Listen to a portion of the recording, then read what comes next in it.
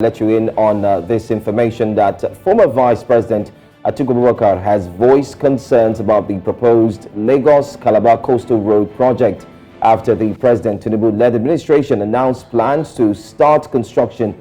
In a statement issued by Atiku Abubakar's media assistant, Paul Ibeh, the 700-kilometer coastal highway proposal between Lagos and Calabar was called questionable and had characteristics of a white elephant. He went on to say that the effort is not sincere and is only meant to appease people. A statement claims that in November 2014, as the Goodluck Jonathan government was ending, President Jonathan signed a 22-station, 10-state project with China Civil Engineering Construction.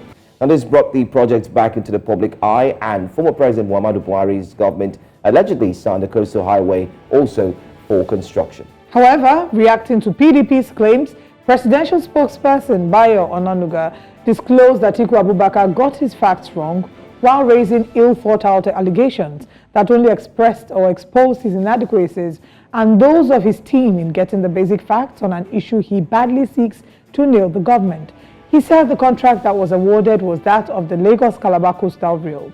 The rail was designed as part of the standard gauge national rail network, and the contract was awarded on the 4th of August 2021 by the Federal Executive Council, presided over by former Vice President Professor Yemi Oshibajo, SEN, and this was at the cost of $11.17 billion. The contract was to be completed in 6 years, but the project didn't take off. Well, also the Minister of Works, David Umahi, has come out to say that the total cost and breakdown of the ongoing Lagos-Calabar Coastal Highway project will be made available to the public this Friday.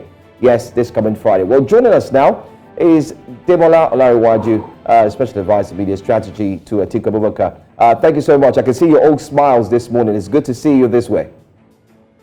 Well, thanks. Good morning. Apart from the holidays, I think the last bit of information that you put out, that David Umahi said that by Friday we will know the full amount of the full cost. I think that summarizes what we want to discuss. So that's why I smiled. It summarizes it basically.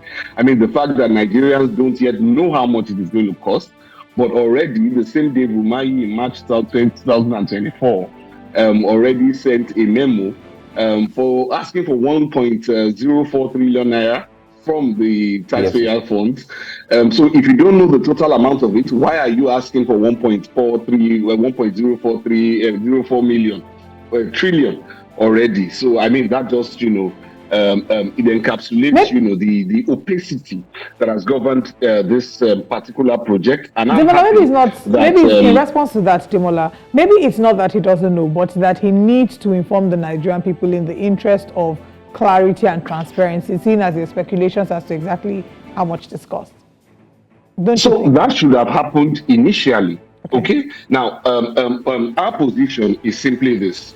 Number one, the same David Umahi in September 2023 came out and said that the federal government was not going to invest a kobo in this project, that this project was going to be designed, rehabilitated, built, operated, and transferred to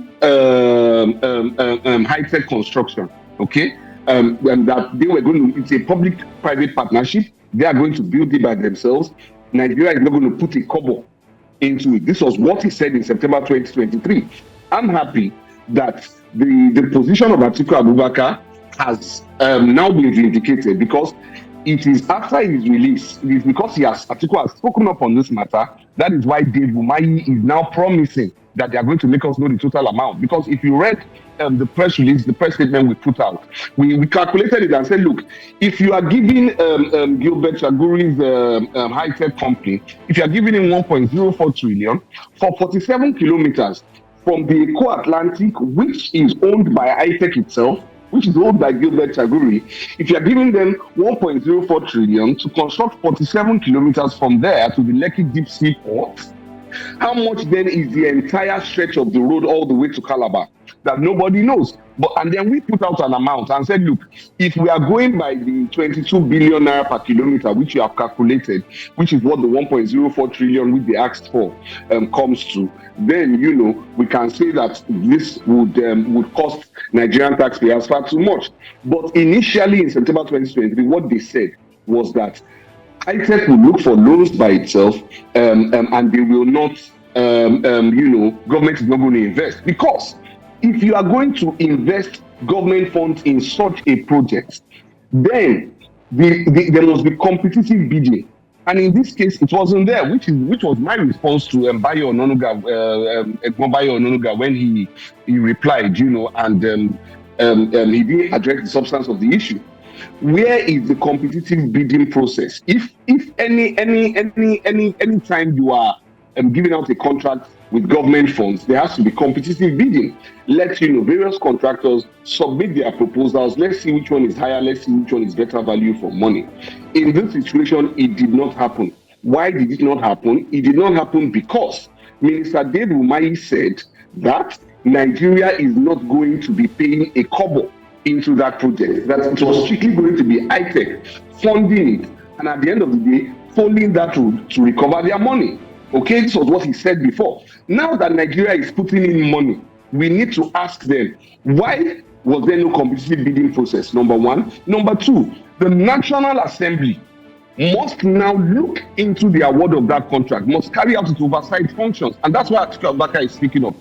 It must carry out its oversight functions by ensuring that this matter is not only captured in the budget, but that they do the right thing at the Ministry of Works and ensure that there is a competitive bidding process, which has not happened in this instance. So those are the three problems that we have with this issue. All right, three problems, you've itemized them one after the other. First of all, no competitive bidding. They said it was going to be done without getting money from, of course, the government and so on. And then we're seeing them going to ask for such money. And then again, the distance, we don't know the actual amounts that would take to cover 47 kilometers and so on, like you've broken it down. But then again, former Vice President Atiku Abubakar had also asked questions. And these questions have led the APC-led government to respond by saying that he had goofed because the initial process that was being approved for that road was only for the rail line and not for the road itself. How are you able to juxtapose these two responses in line with what you have asked or what the principal has asked from your party? It's simple, really, to be honest. I mean, the response is shallow. They have not answered the substance. What they are chasing is shadows. Lagos to Calabar, the best method of transportation by government from Lagos to Calabar is rail. Everyone agrees. The Goodluck Jonathan government agreed, and that's why it put out a project, a contract, for that Lagos-Calabar railway project. The Buhari government came in and also agreed that that is the best. The question that Nigerians should ask is, why did the contract change from a coastal railway to a coastal highway? Some of us know the answer, because if you look at where that road is going to start from, it's not supposed to be a road, it's supposed to be a railway, okay, that will connect Lagos and Calabar so that goods and services can be moved easily between the two cities, okay? The only reason why it is a road, anybody who is in Lagos knows the location of Eko Atlantic City. Eko Atlantic City, in this instance, is owned by the same person who owns ITEC, which is the contractor that was given this project without any competitive bidding. Now, this project, this money they have released, the 1.04 trillion, which Minister David Umahi wrote a memo for in March 2024, it allows them to build 47.7 kilometers for a road, not the railway Lagos-Calabar. This road that are going to build for 7.7 kilometers will connect Eko Atlantic City direct to the Lekki Deep Sea Port. And so that's why it has been changed to a road, okay? The railways that Goodluck Jonathan thought was good, the railway that Muhammadu Buhari thought was good, now suddenly seems insufficient for the Bola Ahmed Tinubu administration. And the reason is simple. It's because the Shaguri brothers have an interest. Their interest is basically to connect Eko Atlantic City to the Lekki Deep Sea Port. And the federal government is now bankrolling that process. That's why this project has changed from a railway to a road. All right. Are there also concerns as to how, I've heard some people raise this concern as to how the right of way was gotten in the past 7 months, and how the design was achieved as well. Is this something that is, should be a cause of concern, especially because, I mean, you've talked about how the idea has changed from the previous administration to the current one, but they did say that the previous administration did not touch this project. So is that something to be worried about as well? Well, I think, look, everybody knows that the railway was the best idea because, everyone saw that if you were going to go through roads, what you're going to do is you're going to cut off huge chunks of Oniru estate. You're going to cut off Elegushi, basically, from access to that road. If it was a railway, everybody in that environment will have access to that railway. Businesses will not be disturbed.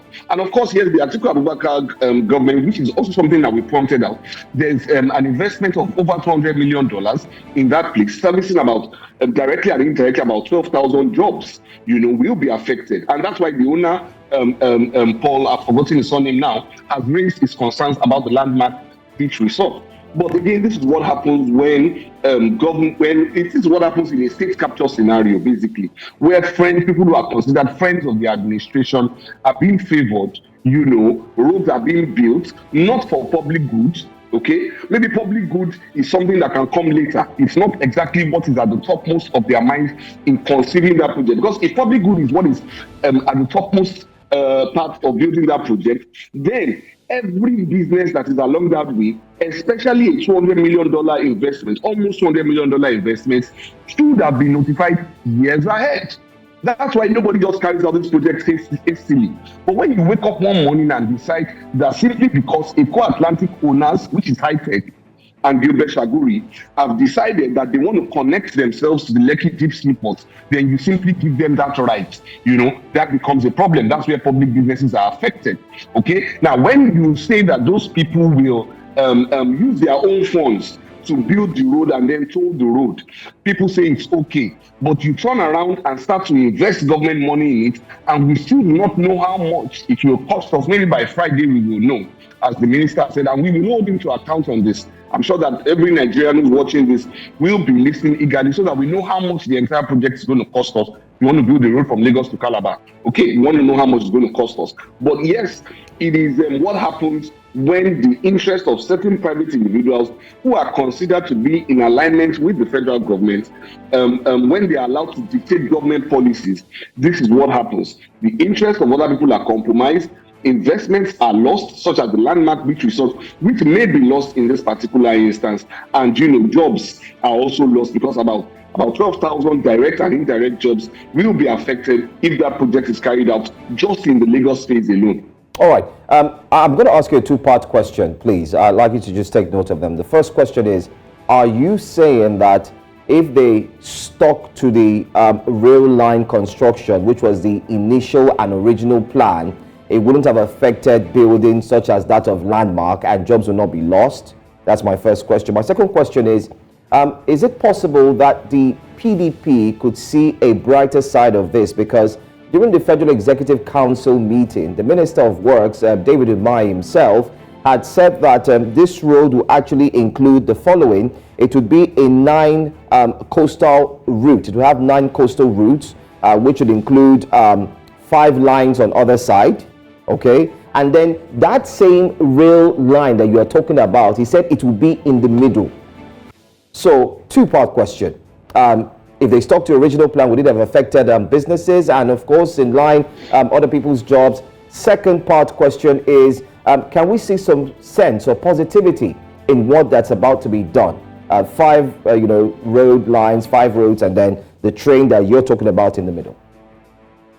The railway was not in any way going to affect any businesses in Landmark because, the rails are not as wide as this road that is being proposed. That's the short answer to the first question. As at the time it was conceived, that's why successive governments have concluded that look, the best way to connect Lagos and Calabar is by railway, to move goods, to move humans, to move commodities, to move anything you want to move, including human being transporters. The best way is by railway. It will not affect Landmark. It won't cut off Oniru, it won't cut off Elegushi. It won't create that private, it won't make Eco-Atlantic big city more private. So that's the first one. Now on the second one, well, look, the positive would be if this was done with genuine intent. How do we know that the interest of the public is not being served in this matter? It is simply that this project has been lied about. Basically, if there's no other way to put it, they've lied about this project. September 2023, you said that nobody was going to invest the cover. We want to know what it is. Okay, now if National Assembly puts it in the budget and says we are appropriating this sum of money for this particular project, then even though we know that they also control this National Assembly, if the National Assembly still plays its role, okay, in that regard, we know that there is still a measure of checks and balances. All right, so that would then be a problem. So that might not be as much of a problem as it is now. But the secrecy in which they've shrouded this matter confirms to some of us that look, nothing good can come out of this. That it is either the roads built. I mean, who's going to guarantee the quality of the roads when there is no National Assembly? The only agency that looked into this matter was the ICRC, the Infrastructure Concessioning Corporation for infrastructure. Now, that company alone is not the only one constitutionally responsible for that duty when it comes to the appropriation of taxpayers' money. Okay, so in this instance, for some of us, it's simply that whatever public good will come out of this can only be incidental, because I do not see this as a project that was conceived out of great concern for public good. So the only positive that I see is that if it is eventually completed, then we can all smile and say that we are happy. But then some of us will still ask, at what cost? What is Nigeria going to be paying over the years? If Nigeria is investing this trillions of naira into this project at such a time, why is that road still being towed by high tech? Okay, so these are questions that I think that we need to ask, and we need to continue asking. Laraju, thank you so much for joining us. We do indeed appreciate your time. Most importantly, the angles that you have raised and the points that we look forward to get answers to. Hopefully this Friday, everything will be sorted when the minister himself would give us a breakdown, possibly a PowerPoint breakdown, so Nigerians can see where the monies are going to. Thank you for your time.